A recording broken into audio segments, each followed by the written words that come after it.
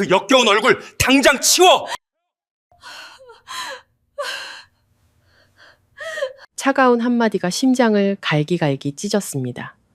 지난 5년간 앞을 보지 못하는 남편의 눈과 다리가 되어 헌신했던 제게 돌아온 첫마디였습니다. 성공적인 각막 수술을 마친 남편 JW그룹의 후계자 강태준이 붕대를 풀고 처음으로 제 얼굴을 마주한 순간이었죠. 하지만 그의 눈에는 고마움이나 사랑 대신 벌레를 보는 듯한 혐오감만이 가득했습니다.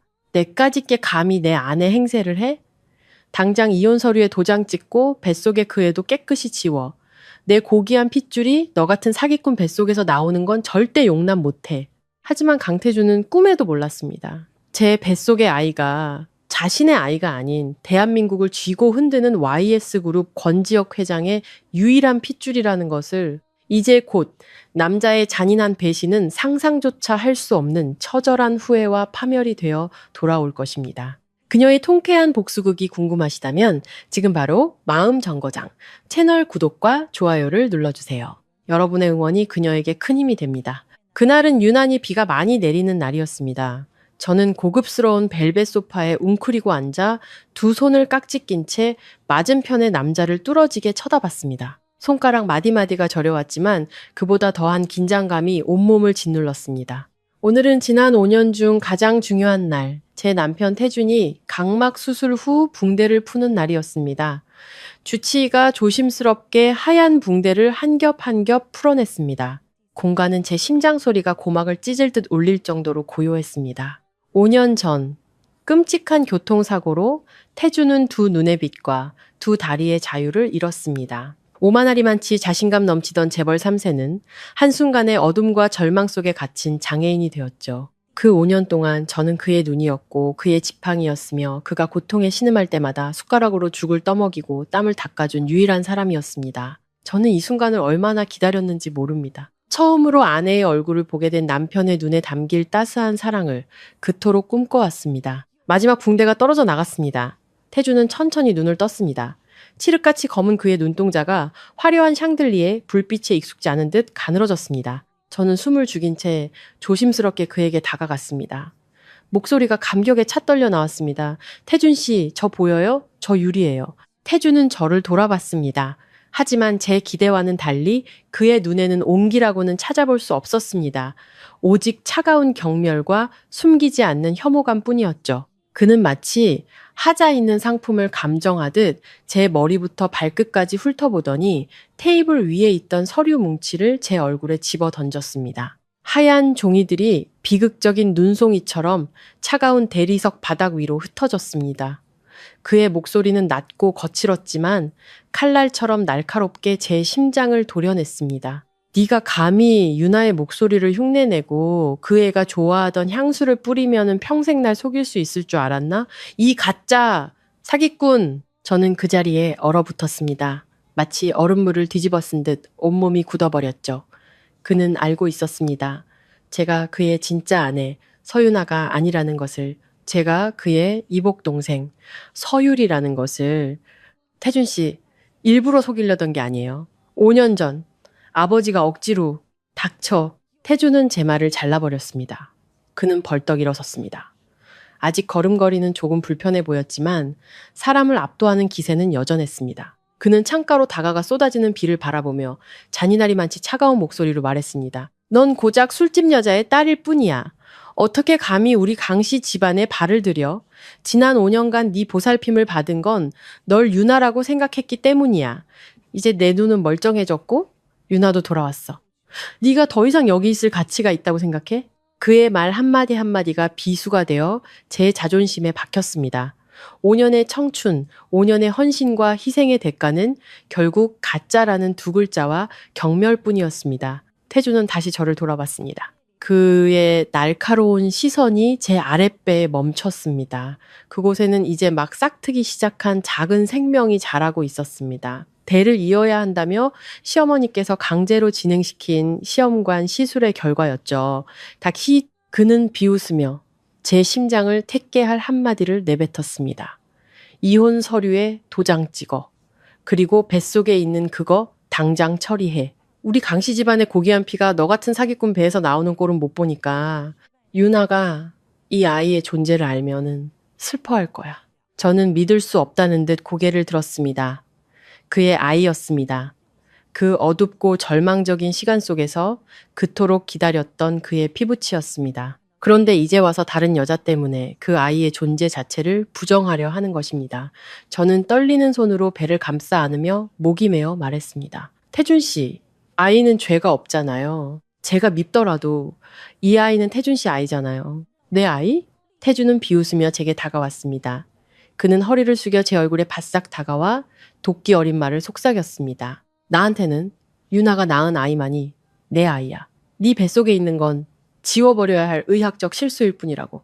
3일 주지. 내 발로 병원에 가지 않으면 내가 직접 널 끌고 갈 방법을 찾을 테니까. 그는 말을 마치고 저를 텅 빈 거실에 홀로 남겨둔 채 2층으로 올라가 버렸습니다. 창밖의 빗소리는 여전히 거셌지만 제 마음은 이미 그 어떤 얼음보다도 차갑게 얼어붙어 있었습니다. 저는 눈물로 얼룩진 이혼 서류를 움켜쥐었습니다. 5년 동안 저는 얼음덩어리를 녹이기 위해 제 모든 것을 바쳤습니다. 하지만 결국 그 얼음이 녹아내려 저를 삼켜버리는 거대한 홍수가 될 줄은 꿈에도 몰랐습니다. 국제산부인과 병원은 아침부터 사람들로 북적였습니다. 공기 중에 희미하게 떠도는 소독약 냄새에 속이 울렁거렸습니다. 저는 한적한 복도 구석에 몸을 웅크리고 앉아 낡은 핸드백을 꼭 껴안았습니다. 태준이 어젯밤 내뱉었던 잔인한 말들이 귓가에 맴돌았습니다. 5년 전의 기억이 슬로우 모션 필름처럼 스쳐 지나갔습니다. 그날 태준은 대형 교통사고를 당했습니다. 깨진 유리 파편이 눈을 덮쳤고 으스러진 다리는 평생 걷지 못할 수도 있다는 진단을 받았습니다. JW그룹은 휘청거렸고 그의 약혼녀이자 죽고 못 사는 사이라던 제 이복 언니 유나는 결혼식 직전 파혼을 선언하고 외국계 재벌에게로 떠나버렸습니다. 아버지 서진철은 JW그룹과의 사업적 연결고리를 놓치기 싫었고 급한 자금도 필요했습니다. 그래서 저에게 유나인 척 시집을 가라고 강요했습니다. 만약 거절하면 암 투병 중인 엄마의 치료비를 끊어버리겠다고 협박했죠.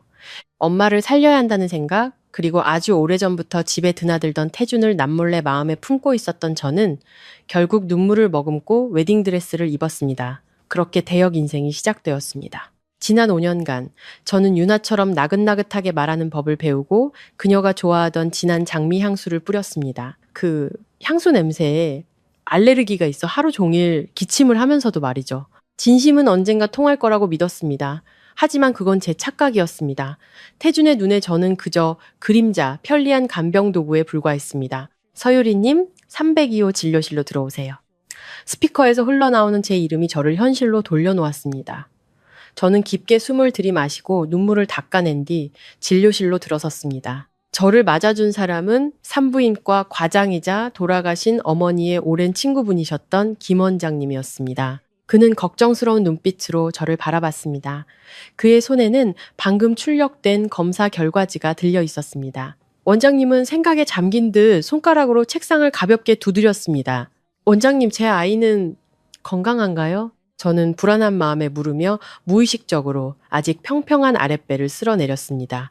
김 원장님은 한숨을 쉬며 돋보기를 벗었습니다. 그는 제 눈을 똑바로 바라보며 마치 벽에도 귀가 달린 듯 목소리를 낮춰 말했습니다. 유리야, 지금부터 내가 하는 말 정말 침착하게 들어야 한다. 이건 아주 희귀한 의료사고이자 어쩌면 운명의 장난일지도 몰라. 심장이 쿵 내려앉았습니다. 불길한 예감이 온몸을 덮쳤습니다. 무슨 일인데요, 원장님? 아이에게 기형이라도 있는 건가요? 아니, 태아는 아주 건강하게 자라고 있어. 심지어 쌍둥이야. 두 아기집 모두에서 심장 소리가 들렸단다. 김 원장님은 고개를 저으며 초음파 사진을 제게 건넸습니다. 문제는 내게 시술된 정자 샘플에 있어. 저는 초음파 사진을 받아들었습니다. 두 개의 작은 점이 선명하게 보였습니다. 기쁨과 두려움이 동시에 밀려왔습니다. 쌍둥이라니. 제 안에 두 생명이 자라고 있었습니다. 하지만 이어지는 원장님의 말은 제게 청천벽력과도 같았습니다. 유리야, 그날 병원에서 사용한 정자 샘플은 강태준 대표의 것이 아니야. 그는 잠시 망설이다가 심각한 표정으로 말을 이었습니다. 보관 과정의 실수인지 아니면 내가 지금 조사 중인 외부의 개입이 있었는지 강 대표의 유전자 샘플이 뒤바뀌었어. 네, 뱃속 아이들의 친부는 다른 사람의 냉동된 유전자 샘플이야. 저는 그 자리에 얼어붙었습니다. 손에 들고 있던 초음파 사진이 바닥으로 떨어졌습니다. 다른 남자의 아이를 임신했다니. 태준이 이 사실을 알면은 저를 죽이려 들지도 모릅니다. 가짜인 제가 낳았다는 이유만으로도 아이를 지우려 하는데 다른 남자의 아이라는 걸 알게 되면 그는 저를 가만두지 않을 겁니다. 누구의 것인데요, 원장님? 저는 공포에 질려 더듬거렸습니다. 김 원장님은 주위를 살피더니 작은 종이에 이름을 적어 제게 밀었습니다. 그곳에는 단단하고 힘있는 필체로 세 글자가 적혀 있었습니다. 권지혁. 권지혁. 저는 낯선 이름을 나직이 읊조렸습니다. 그래, 대한민국 재계 서열 1위 YS그룹의 권지혁 회장이다. 5년 전 사고로 식물인간 상태로 누워있지. YS그룹 측에서 만일의 사태에 대비해 유전자 샘플을 우리 병원에 보관해뒀었어. 김 원장님은 빠르게 말을 이었습니다. 이 일이 알려지면 엄청난 파장이 일 거다. 내가 네게 이 사실을 말하는 건 네 엄마와의 인연 때문이기도 하고 네가 진실을 알 권리가 있기 때문이야. 이제 어쩔 셈이냐. 아이를 지울 거니? 저는 제 배를 내려다보았습니다. 그 안에는 죄 없는 두 생명이 제 피와 살이 있었습니다. 아버지가 누구든 그것이 실수든 운명이든 아이들은 저에게 의지해 살아가고 있었습니다. 태주는 증오 때문에 아이를 지우라 했지만 하늘은 제게 아이들을 지킬 이유를 주었습니다. 이 아이들은 태준의 아이가 아닙니다. 그렇다면 그에게는 이 아이들의 생사를 결정할 권리가 없습니다. 저는 그 낯선 남자의 이름이 적힌 종이를 꽉 쥐었습니다. 제 눈빛이 단단해졌습니다. 아니요, 나을 거예요. 제 아이들은 제가 지킬 거예요. 원장님, 제발 이 비밀을 지켜주세요. 진료 기록에는 아이 아빠를 강태준 대표로 남겨주세요. 지금 그가 의심하게 만들고 싶지 않아요. 김 원장님은 저를 한참 동안 바라보다가 이내 고개를 끄덕였습니다. 병원을 나서며 잿빛 하늘을 올려다 보았습니다. 운명은 저를 잔인한 게임판 위로 밀어 넣었습니다. 남편에게 낙태를 강요당하는 와중에 식물인간 상태인 다른 남자의 아이를 임신하게 되다니. 하지만 바로 이 절망의 순간 제 안에서 강렬한 생존 의지가 솟아올랐습니다. 이혼할 겁니다. 지옥 같은 강씨 집안을 떠날 겁니다. 그리고 제 인생의 가장 소중한 보물이자 가장 큰 비밀인 이 두 아이를 반드시 제 품에 안고 떠날 것입니다. 그날 밤 강씨 집안의 화려한 저택은 수백 개의 크리스탈 샹들리에 불빛으로 대낮처럼 밝았습니다. 잔이 부딪히는 소리와 감미로운 음악 소리가 어우러져 호화로운 파티 분위기를 연출했습니다. 태준이 시력 회복과 함께 그의 진짜 아내 유나의 귀환을 축하하기 위해 연 파티였습니다. 저는 주방 한 구석에 숨어 있었습니다. 제 몸에는 여전히 평범한 실내복이 걸쳐져 있었고 밖에서 반짝이는 이브닝 드레스들과는 완전히 대조적이었습니다. 유나는 여왕처럼 등장했습니다. 강렬한 붉은색의 머메이드 드레스를 입고 눈가에 잔주름을 완벽하게 가린 두꺼운 화장을 한 채였죠. 그녀는 태준을 보자마자 달려가 와라 껴안았습니다. 미리 준비라도 한 듯 눈물을 뚝뚝 흘리며 주변 사람들이 모두 들을 수 있을 만큼 큰 소리로 흐느꼈습니다. 태준 씨, 보고 싶었어요. 지난 5년 동안 죽는 것보다 더 힘들었어요. 납치범들이 날 해외에 가둬놓고 매일매일 당신 곁으로 돌아갈 수 있게 해달라고 기도했다고요. 저는 그 서툰 연기를 보며 속이 뒤틀렸습니다. 5년 전 그녀가 아버지에게 장애인 옆에서 내 청춘을 썩힐 수 없다고 말하는 것을 제 두 귀로 똑똑히 들었습니다. 그런데 이제 와서 세상에서 가장 불쌍한 피해자가 된 것입니다. 더 가슴 아픈 것은 태준이 그녀의 말을 철석같이 믿고 있다는 사실이었습니다. 그는 유나의 허리를 꼭 끌어안았습니다. 그녀를 바라보는 그의 눈빛은 사랑과 미안함으로 가득 차 있었습니다. 제가 지난 5년간 단 한 번도 받아보지 못했던 눈빛이었습니다. 태준은 유나의 손을 잡고 하객들에게 인사를 하다가 문득 음료 쟁반을 들고 나오는 저를 발견하고는 걸음을 멈췄습니다. 그는 수많은 사람들 앞에서 저를 손가락으로 가리키며 목소리를 높였습니다. 여러분 잘 보십시오. 이 여자가 지난 5년간 저를 속여온 가짜입니다. 제가 눈이 먼 것을 기회로 제 아내 행세를 하며 부귀영화를 누리려 했던 파렴치한 가정부일 뿐입니다. 웅성거리는 소리가 파도처럼 밀려왔습니다. 경멸과 조롱이 섞인 시선들이 독화살처럼 제게 쏟아졌습니다. 저는 고개를 숙인 채 터져 나오려는 울음을 참기 위해 입술을 깨물었습니다. 쥐구멍에라도 숨고 싶을 만큼 치욕스러웠습니다. 그때 제 시선이 유나의 하얀 손목에 멈췄습니다. 그곳에는 강씨 집안의 갑오, 비취 팔찌가 채워져 있었습니다. 작년 제 생일 시어머니께서 눈물을 글썽이며 제게 채워주셨던 바로 그 팔찌였습니다. 효심 깊은 며느리만이 이 팔찌를 찰 자격이 있다고 하셨는데 이제 그 팔찌는 제 언니의 손목 위에서 조롱하듯 반짝이고 있었습니다. 저는 조용히 주방으로 돌아가 눈물을 삼켰습니다. 그들이 저를 어떻게 대하든 태준의 약 먹을 시간이 되자 저는 습관처럼 약재를 넣고 4시간 동안 푹 고운 죽을 뜨러 갔습니다. 눈에 좋다는 그 죽을 저는 단 하루도 거르지 않고 그에게 끓여주었습니다. 뜨거운 죽그릇을 들고 거실로 나갔습니다. 조용히 테이블에 내려놓고 물러나려던 순간이었습니다. 유나가 서 있는 곳을 지나칠 때 그녀가 갑자기 몸을 돌리며 뾰족한 하이힐로 제 발을 걸었습니다. 저는 중심을 잃고 앞으로 고꾸라졌습니다. 본능적으로 균형을 잡으려 했지만 손에 들고 있던 뜨거운 죽그릇이 공중으로 날아올랐습니다. 악! 뜨거워. 유나가 비명을 질렀습니다. 사실 죽은 그녀의 드레스 자락에 몇 방울 튀었을 뿐 대부분은 제 맨팔 위로 쏟아졌습니다. 살칸이 순식간에 붉게 부어오르며 타는 듯한 고통이 밀려왔습니다. 하지만 아무도 제 화상에는 관심이 없었습니다. 태주는 달려와 저를 거칠게 밀쳐냈고 저는 테이블 모서리에 머리를 부딪히며 쓰러졌습니다. 그는 허둥지둥 유나의 드레스 자락을 들추며 걱정스럽게 물었습니다. 괜찮아? 되었어? 유나는 그의 품에 안겨 떨리는 손으로 저를 가리켰습니다. 난 괜찮아요. 내가 부주의해서 동생을 넘어뜨렸나 봐요. 유리 탓하지 말아요. 일부러 내게 죽을 쏟으려던 건 아닐 거예요. 그녀의 말은 불에 기름을 붓는 격이었습니다. 태주는 벌떡 일어나 불타는 눈으로 저를 노려봤습니다. 그의 고함이 넓은 파티장을 가득 메웠습니다. 네가 감히 내 아내를 죽이려고 해? 유나를 질투해서 망가뜨리려던 거지? 당장 내 눈앞에서 사라져! 꺼져! 저는 부어오르는 팔을 감싸쥔 채 눈물로 흐릿해진 시야 너머로 제가 사랑했던 남자의 일그러진 얼굴을 보았습니다. 그리고 그의 등 뒤에서 승리의 미소를 짓고 있는 유나를 보았습니다. 저는 깨달았습니다. 눈이 먼 것보다 마음이 먼 것이 훨씬 더 무섭다는 것을 그날 밤 이후 저는 예전에 창고로 쓰이던 1층의 작고 어두운 방에 갇혔습니다. 습하고 퀴퀴한 냄새가 나는 작은 창문 하나만 달린 방이었습니다. 저는 그 창가에 몰래 작은 향로를 두고 엄마의 제사를 지냈습니다. 저는 낙태 동의서에 서명하기를 완강히 거부했습니다. 몸이 약해 안정이 필요하다는 핑계를 댔지만 사실은 뱃속의 두 아이를 지키기 위해 변호사와 연락할 방법을 찾고 있었습니다. 저의 완강한 태도는 유나를 자극했습니다.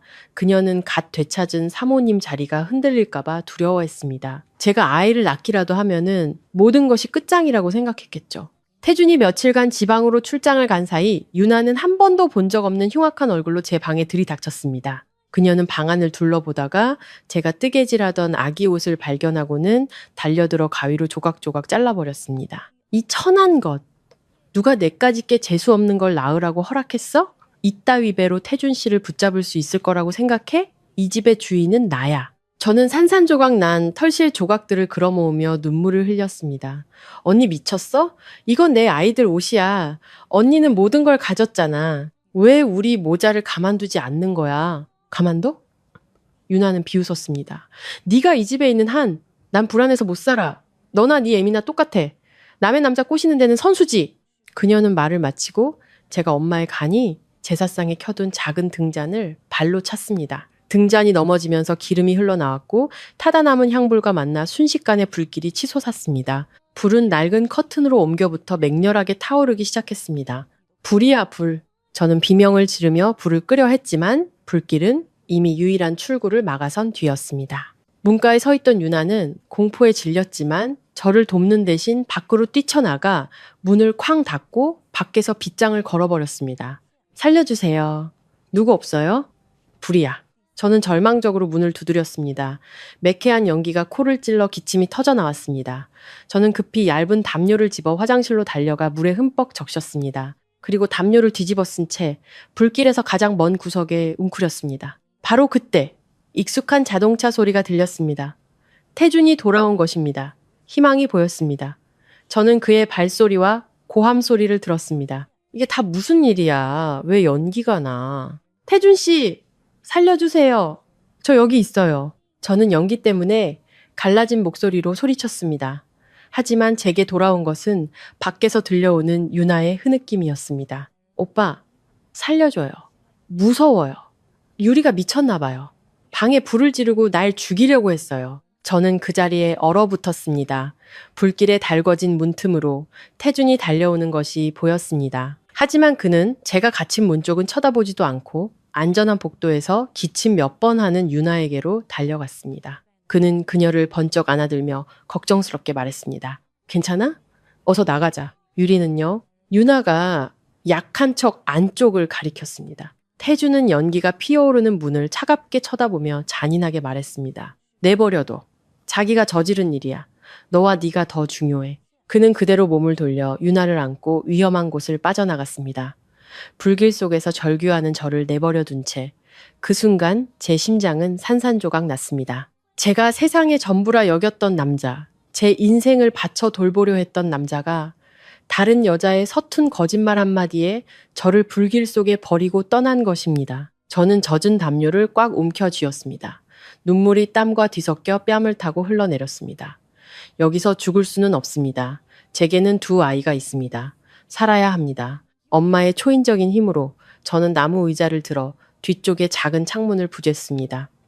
유리 조각이 살을 파고들어 피가 흘렀지만 아랑곳하지 않았습니다. 저는 창문 밖으로 기어나와 축축한 잔디밭 위로 떨어졌습니다. 멀리서 태준이 유나의 얼굴을 닦아주며 그녀의 손에 난 작은 상처를 걱정하는 모습이 보였습니다. 그 광경은 제 마음속에 남은 마지막 미련까지 모두 태워버렸습니다. 저 불길은 단지 방 하나를 태운 것이 아니었습니다. 과거에 순진하고 약했던 서유리마저 죄로 만들어버린 것입니다. 그 끔찍한 화재가 있고 일주일이 흘렀습니다. 저는 정원 끝에 있는 낡은 창고에서 그림자처럼 지냈습니다. 태준이 이혼 절차가 끝날 때까지 임시로 머물라고 허락한 유일한 공간이었죠. 저택은 여전히 화려했지만 제게는 청춘을 묻어버린 무덤과 다름없었습니다. 팔의 화상은 딱지가 않기 시작했고 날이 또물 때마다 쑤시고 아팠습니다. 하지만 그 어떤 육체의 고통도 매일 피 흘리는 마음의 상처에 비할 수는 없었습니다. 오늘따라 햇살이 유난히 뜨거웠습니다. 저는 모두가 낮잠을 자는 틈을 타 커다란 배수구가 있는 뒤뜰로 향했습니다.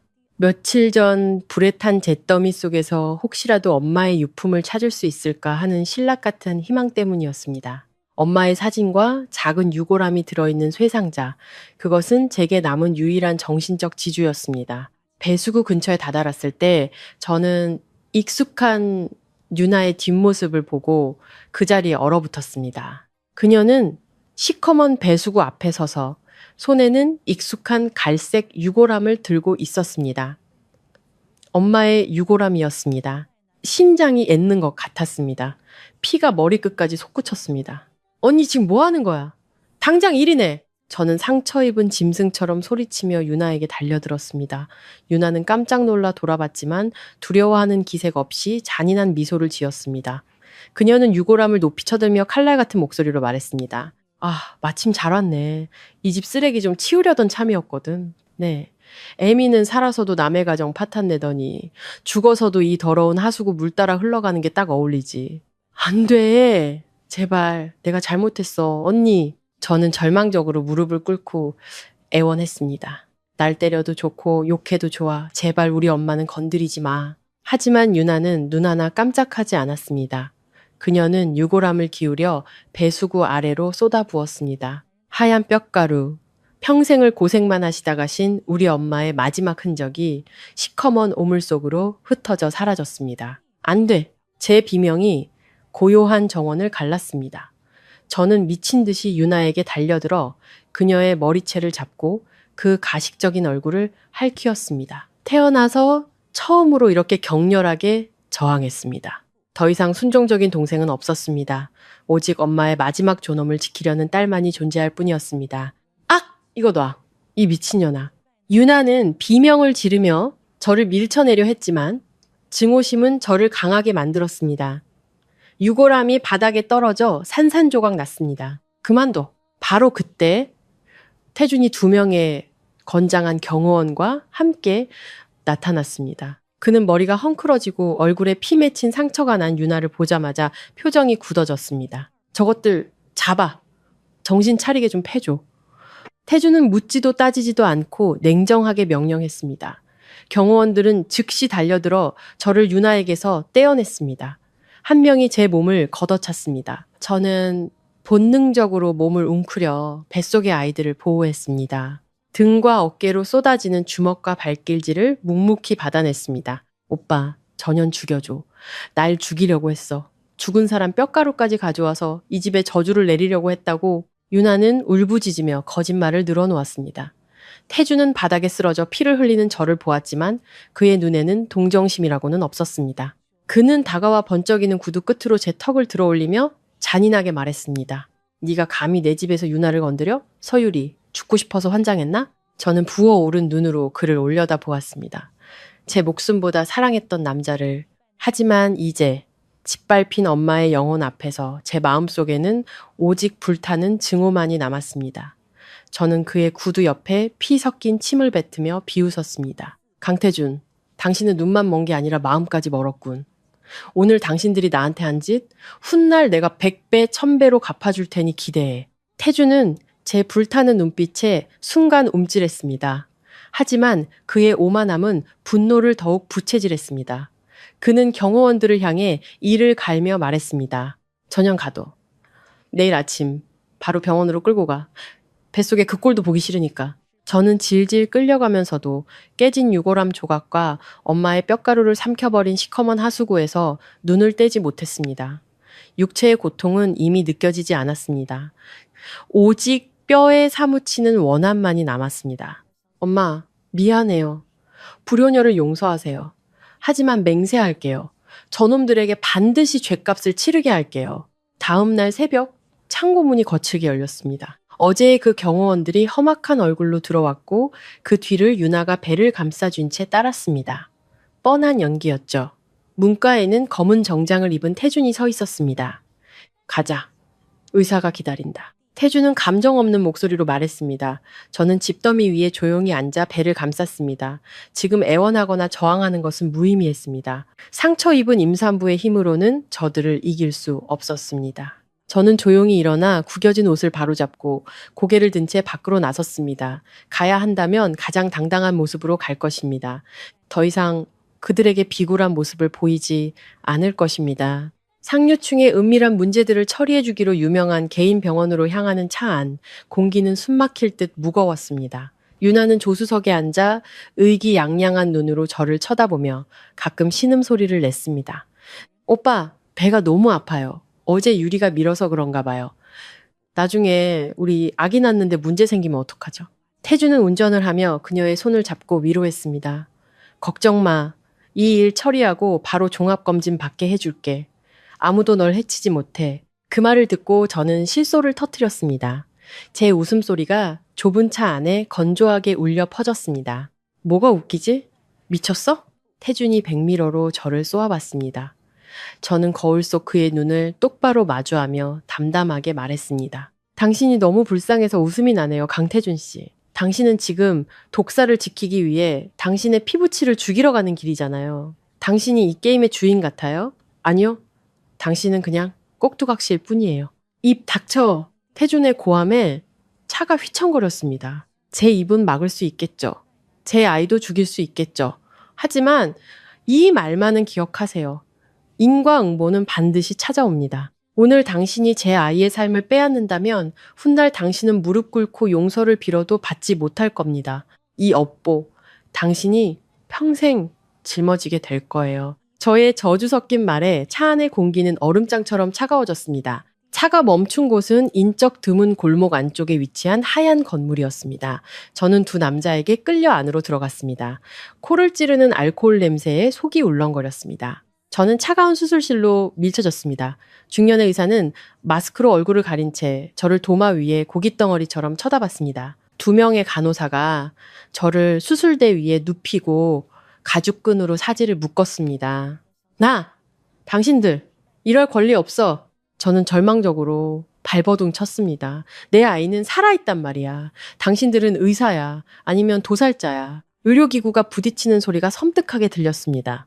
의사가 투명한 액체가 담긴 주사기를 들고 다가왔습니다. 태주는 유리창 너머에서 팔짱을 낀 채 무표정하게 이 모든 것을 지켜보고 있었습니다. 그 옆에는 만족스러운 미소를 띤 유나가 서 있었죠. 저는 눈을 감았습니다. 엄마, 미안해요. 아가들아, 미안해. 엄마가 지켜주지 못했어.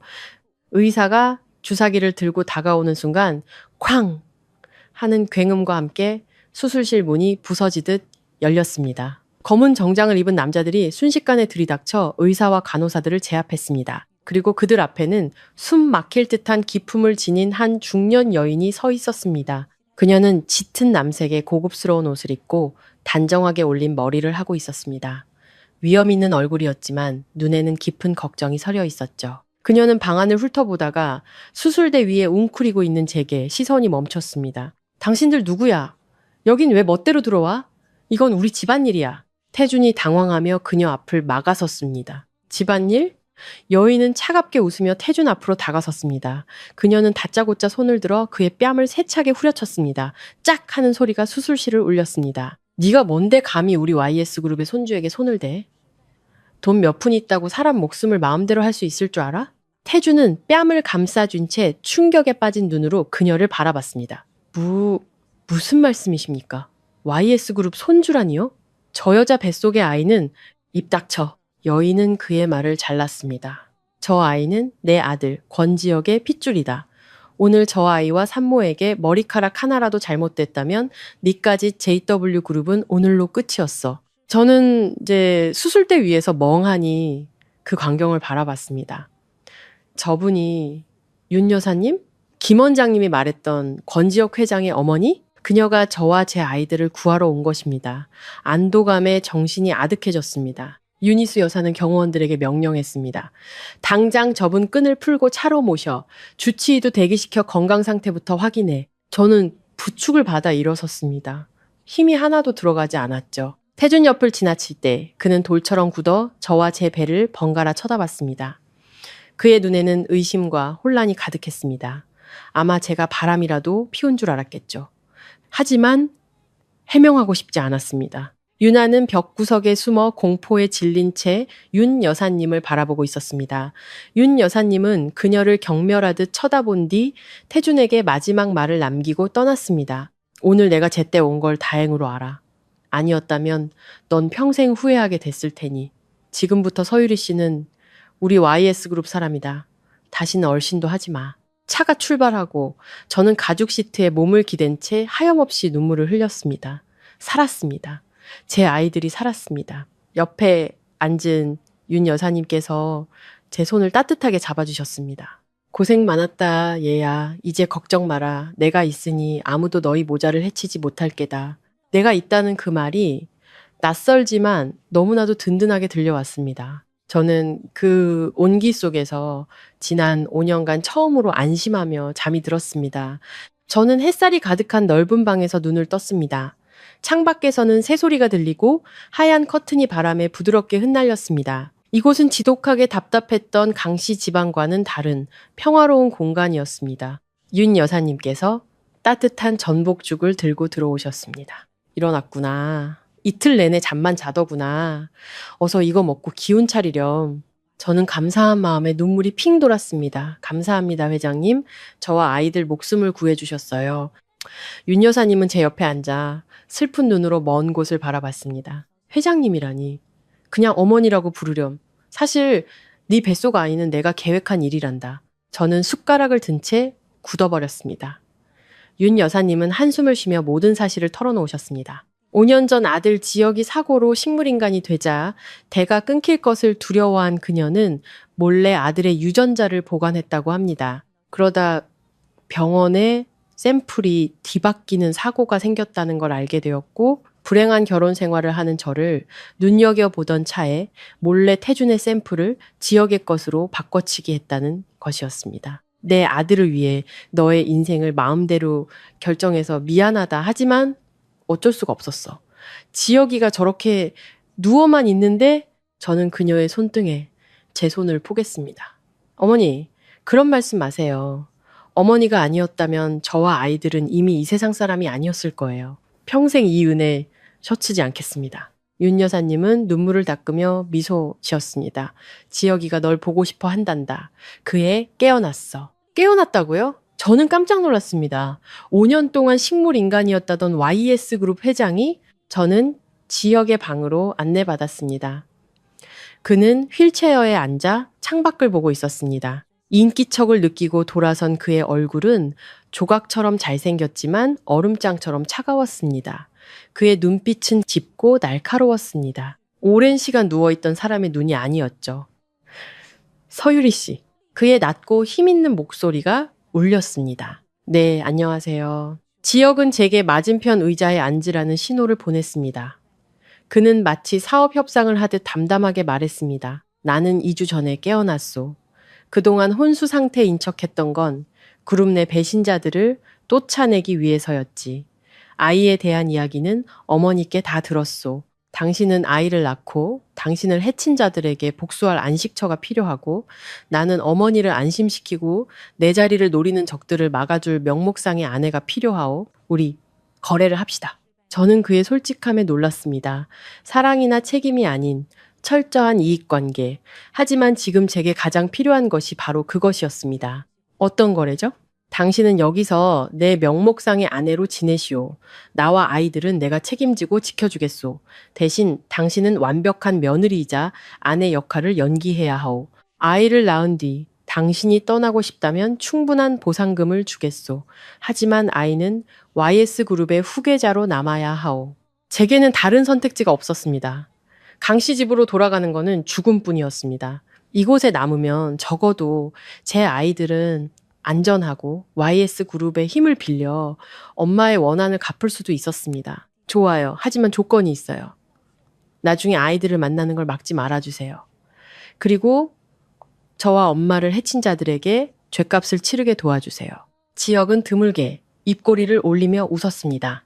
물론 내 사람을 건드리는 건 누구도 용서 못하니까 YS가에 온 걸 환영하오 사모님.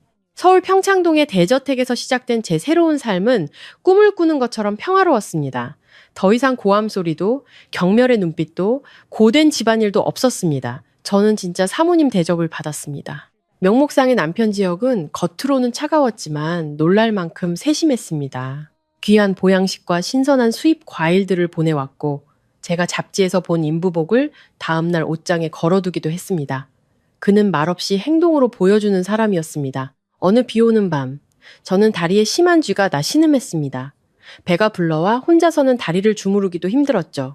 그때 방문이 열리고 지혁이 들어왔습니다. 그는 말없이 제 다리를 주무르기 시작했습니다. 그의 손길은 서툴렀지만 따뜻하고 진심이 담겨 있었습니다. 아, 제가 할게요.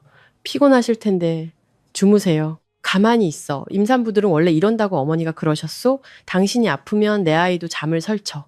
그의 퉁명스러운 말에 코끝이 찡해졌습니다. 강 씨 집에서는 아파 누워 있어도 아무도 거들떠보지 않았습니다. 그런데 계약 관계일 뿐인 이 남자는 이렇게 저를 챙겨주고 있었습니다. 눈물이 흘렀습니다. 왜 우는 거요? 내가 아프게 했소? 지혁이 당황하며 물었습니다. 저는 고개를 저으며 웃었습니다. 아니요.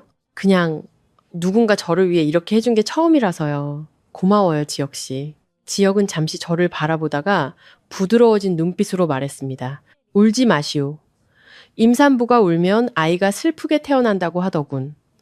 여기선 아무도 당신을 괴롭히지 않아. 그날 밤 그의 따뜻한 손길은 제 얼어붙었던 마음을 조금씩 녹이고 있었습니다. 어쩌면 이 결혼은 차가운 거래만은 아닐지도 모른다는 생각이 들었습니다. 한편 제가 서울에서 평온을 찾아가는 동안 부산에 있는 태준의 삶은 엉망진창이 되어가고 있었습니다. 그는 유나를 집에 들이고 제가 쓰던 모든 물건을 값비싼 가구로 바꾸며 그녀를 공주처럼 떠받들었습니다. 하지만 유나의 가면은 금세 벗겨졌습니다. 태준은 만성 위염이 있었는데 어느 날 밤 술에 취해 극심한 고통을 호소했습니다. 그는 습관처럼 제 이름을 불렀습니다. 유리야, 물 좀 약 좀 줘. 하지만 돌아오는 것은 유나의 차가운 무시뿐이었습니다. 아프면 알아서 챙겨 먹어요. 귀찮게. 태주는 충격에 빠졌습니다. 이것이 자기가 그토록 그리워했던 여자의 본 모습이란 말인가. 그는 밤새 저를 떠올렸습니다. 아플 때마다 밤새 간호해주던 저의 모습을. 다음 날 아침, 태주는 유나에게 따졌지만 그녀는 새로 나온 명품백을 사달라며 조를 뿐이었습니다. 넌 유리의 반도 못 따라가. 태준의 입에서 무심코 진심이 튀어나왔습니다. 유나는 길길이 날뛰었고 태준은 지친 몸을 이끌고 출근했습니다. 그는 비서를 시켜 제 행방을 찾기 시작했지만 저는 이미 세상에서 증발한 듯 흔적조차 없었습니다. 태준은 그제야 깨닫기 시작했습니다. 자신이 돈으로는 절대 살 수 없는 가장 소중한 것을 제 손으로 내쳤다는 것을. 서울의 초겨울은 꽤 쌀쌀했습니다. 저택에서의 삶은 평화로웠지만 저는 더 이상 누군가에게 의존하는 삶을 살고 싶지 않았습니다. 어느 날 밤 저는 지역에게 패션 디자인 공부를 다시 시작하고 싶다고 말했습니다. 그는 의외로 흔쾌히 허락해 주었습니다. 좋은 생각이요. 하지만 몸이 무거우니 그룹 자회사 패션팀에서 신분을 숨기고 인턴으로 일하는 게 어떻겠소. 그의 배려에 저는 깊이 감동했습니다. 그는 제게 안식처뿐만 아니라 잊고 있던 꿈까지 되찾아 주었습니다. 3개월 후 저는 제법 배가 불렀지만 즐겁게 일했습니다. 그리고 첫 월급을 받은 날 저는 백화점에 들러 지역에게 어울리는 짙은 남색 넥타이를 샀습니다. 이게 뭐요? 지역은 선물을 보고 의아해했습니다. 제 첫 월급이에요. 그동안 감사해서 제 마음에 드는 걸로 골랐어요. 지역은 넥타이를 보더니 무심하게 말했습니다. 색이 좀 늙어 보이는데 당신 안목은 더 배워야겠군. 저는 민망해서 넥타이를 다시 뺏으려 했습니다. 마음에 안 들면 돌려줘요. 하지만 그는 넥타이를 서랍에 넣으며 퉁명스럽게 말했습니다. 준 걸 어떻게 뺐나. 나이든 거래처 사람 만날 때 하고 가지. 저는 툴툴거리며 방을 나왔지만 다음날 아침 출근하는 그의 목에는 바로 그 넥타이가 매여 있었습니다. 그는 제 시선을 느끼고는 헛기침을 하며 말했습니다. 오늘 중요한 회의가 있어서 그냥 손에 잡히는 거 한 거니 착각하지 마시오. 저는 그의 뒷모습을 보며 웃음을 참을 수 없었습니다. 겉은 까칠하지만 속은 따뜻한 남자. 제 상처 입은 마음에 새로운 감정이 싹트고 있었습니다. 그 무렵 부산에서는 유나가 쌓아올린 거짓말의 성이 무너지고 있었습니다. 태준과 함께 상류층 파티에 참석한 유나는 우연히 미국에서 함께 어울렸던 친구 제니를 만났습니다. 어머, 유나 아니야? 라스베이거스에서 같이 놀던 게 엊그제 같은데 그 부자 아저씨 마이클은 어쨌어? 제니의 말에 태준의 얼굴이 굳어졌습니다. 유나는 당황하며 5년 동안 납치당했다고 둘러댔지만 제니는 비웃으며 휴대폰을 꺼내들었습니다. 납치 3년 전에 하와이에서 찍은 사진인데 그때 네가 불구덩이 약혼자한테서 탈출해서 인생 즐긴다고 자랑했잖아. 사진 속에는 비키니를 입은 유나가 외국인 남자와 다정하게 포즈를 취하고 있었습니다. 태주는 휴대폰을 쥔 채 부들부들 떨었습니다. 그는 그날 밤 유나의 지난 5년간의 행적을 모두 뒷조사했습니다. 결과는 충격적이었습니다. 유나는 마이클이라는 남자와 동거하며 방탕한 생활을 했고 잦은 낙태로 불임 판정을 받은 상태였습니다. 심지어 임신 증상을 유발하는 약을 복용하며 태준을 속여왔다는 사실까지 밝혀졌습니다. 태준은 무너졌습니다. 그는 조강지처를 내쫓고 자신의 핏줄이라고 믿었던을 죽이려 했습니다. 그 모든 것이 희대의 사기꾼을 되찾기 위해서였다니 그는 미친 사람처럼 웃었습니다. 그날 밤 태준은 증거 서류를 유나의 얼굴에 던졌습니다. 네. 연기는 이제 끝났어. 불임이라며. 뱃속에 뭐가 들었길래 태동을 느낀다는 거야? 유나는 무릎 꿇고 용서를 빌었지만 태준의 마음은 이미 돌아선 뒤였습니다. 바로 그때 집사가 낡은 다이어리 한 권을 들고 왔습니다. 제가 5년간 태준을 간호하며 썼던 일기장이었습니다. 오늘은 태준 씨가 또 아팠다. 밤새 찜질을 해줬더니 손에 물집이 잡혔지만 그가 편히 잠든 모습을 보니 행복하다. 그가 내가 끓인 죽을 던져버렸다. 속상했지만 앞을 보지 못하는 그의 고통을 알기에 더 참고 기다리기로 했다. 의사 선생님이 그가 다시 볼 수 있을 거라고 했다. 너무 기뻤다. 하지만 그가 눈을 떴을 때 내가 유나가 아니라는 걸 알면 날 쫓아내겠지? 그래도 괜찮다. 그가 행복하다면 나는 평생 그림자로 살아도 좋다. 일기장 속 글자 하나하나가 비수가 되어 태준의 심장에 박혔습니다. 그는 자신이 가장 어두웠을 때, 세상 모두가 등 돌렸을 때 오직 저만이 곁을 지켰다는 것을 깨달았습니다. 제가 탐욕스러운 사기꾼이 아니라 목숨 바쳐 자신을 사랑한 진짜 아내였다는 것을. 내가 무슨 짓을 한 거지? 태주는 머리를 벽에 또 쓰며 절규했습니다.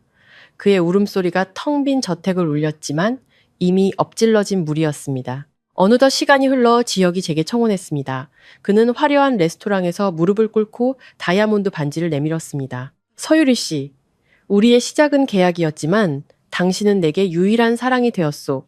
나와 평생을 함께 해주겠소? 저는 눈물을 흘리며 고개를 끄덕였습니다. 지독한 고통 끝에 찾아온 행복이었습니다. 우리의 결혼 소식은 신문 일면을 장식했습니다. 그리고 그 기사를 본 태주는 이성을 잃었습니다. 그는 모든 것을 내팽개치고 서울행 비행기에 몸을 실었습니다. 제가 자신을 떠나 다른 남자의 아내가 되는 것을 절대 용납할 수 없었습니다. 결혼식 날 성스러운 예식이 거행되는 순간 태준이 식장문을 부수고 나타났습니다. 그는 술에 취해 엉망인 모습으로 소리쳤습니다. 안 돼! 이 결혼은 무효야! 유리야! 나한테 돌아와! 네 뱃속엔 내 아이가 있잖아. 하객들이 웅성거렸습니다. 저는 그를 보며 더 이상 두려움도 미련도 느끼지 못했습니다. 오직 깊은 연민만이 남았을 뿐. 지혁은 제 앞을 막아서며 태준을 차갑게 내려다봤습니다. 강태준 씨, 당신이 버린 보석을 내가 주었을 뿐이요.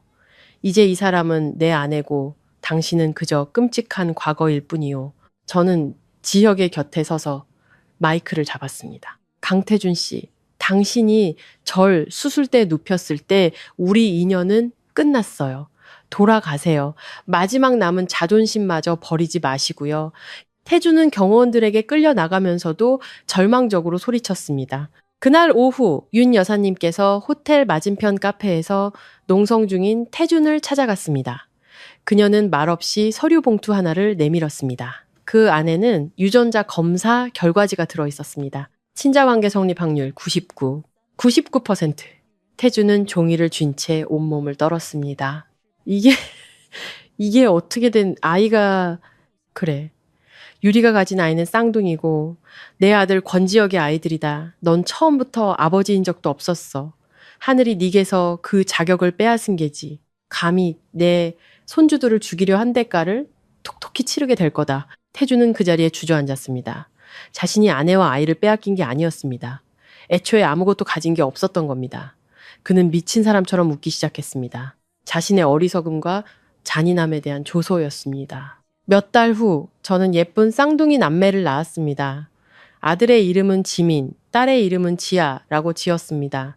지혁은 아이들을 품에 안고 아이처럼 울었습니다. 그 무렵 태준의 JW그룹은 YS그룹의 압박과 그의 방만한 경영으로 결국 파산 신청을 했습니다. 1년 후 저는 완전히 다른 사람이 되어 부산으로 돌아왔습니다. YS그룹 패션 자회사의 최연소 크리에이티브 디렉터가 된 저는 당당하고 자신감 넘치는 모습이었습니다. 지역과 아이들도 함께였죠. 저는 가장 먼저 아버지와 유나가 살고 있는 옛집을 찾아갔습니다. 그곳은 이미 폐허나 다름없었습니다. 사업 실패로 모든 것을 잃은 아버지는 저를 보자마자 돈을 구걸했습니다. 유나는 정신이 온전치 못한 모습이었죠. 저는 그들이 진 빚을 모두 사들여 집을 처분하고 그들을 내쫓았습니다. 네가 감히 내 집을 빼앗아? 그날 밤 유나는 집에 불을 질렀습니다. 그녀는 온몸에 심한 화상을 입고 정신병원에 수용되었고 아버지는 모든 것을 잃고 양로원으로 보내졌습니다. 그것이 그들이 저지른 죄에 대한 대가였습니다. 부산을 떠나기 전 마지막 날 밤, 저는 지역과 함께 허름한 골목의 포장마차에 앉아 국수를 먹고 있었습니다. 그때 술에 취한 한 남자가 비틀거리며 우리 테이블에 부딪혔습니다. 녹마 같은 옷차림, 떼탄 눈, 덥수룩한 수염. 그가 바로 강태준이었습니다. 그는 저를 알아보고 그 자리에 얼어붙었습니다. 제 옆에서 저를 다정하게 챙기는 지역의 모습과 초라한 자신의 모습을 번갈아 보던 그의 눈에서 절망이 흘러넘쳤습니다. 그는 아무 말도 하지 못하고 길바닥에 주저앉아 아이처럼 통곡했습니다. 저는 더 이상 그를 돌아보지 않았습니다. 차가 출발하고 그의 울음소리는 멀어져 갔습니다. 과거는 그렇게 완전히 끝났습니다. 몇 년 후 아이들의 생일 파티가 열렸습니다. 아이들은 무럭무럭 자라 제 삶의 가장 큰 기쁨이 되었습니다. 저는 남편의 사랑을 받는 아내이자 재능 있는 디자이너, 그리고 두 아이의 행복한 엄마로 살고 있었습니다. 어느 날 저녁, 우리는 가족과 함께 바닷가에 앉아 노을을 바라보았습니다. 지혁이 제 손을 잡으며 말했습니다. 당신을 만나 내 인생이 비로소 완전해졌어. 저는 그의 어깨에 기대어 미소 지었습니다. 파도가 모래사장에 새겨진 발자국을 지우듯 과거의 상처는 시간 속에서 희미해졌습니다. 가장 완벽한 복수는 그들이 불행해지는 것을 지켜보는 것이 아니라 내가 눈부시게 행복해지는 것이었습니다. 제 인생의 폭풍은 지나갔고 이제는 따뜻한 햇살만이 가득했습니다. 우리는 함께 집으로 향했습니다. 사랑하는 가족이 있는 그곳, 세상에서 가장 안전하고 행복한 나의 집으로